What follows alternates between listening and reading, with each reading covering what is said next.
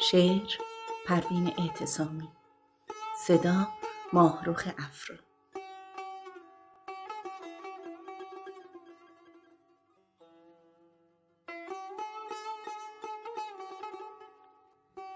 ای خوشا مستانه سر در پای دلبر داشتن، دل تهی از خوب و زشت چرخ اخضر داشتن.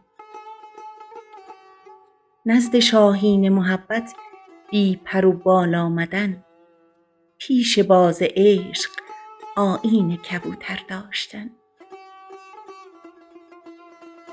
سوختن بگداختن چون شمع و بزم افروختن، تن به یاد روی جانان اندر آذر داشتن.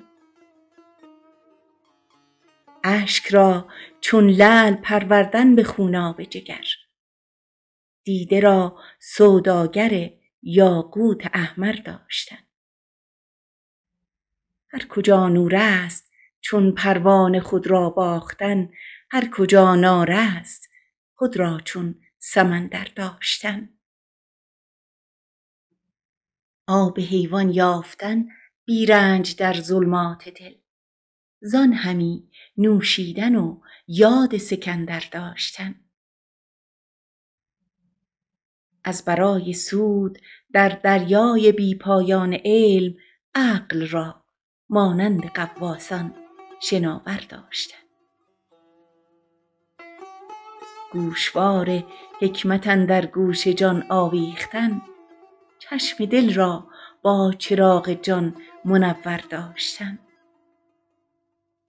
در گلستان هنر چون نخل بودن بارور، عار از ناچیزی سرو و صنوبر داشتن.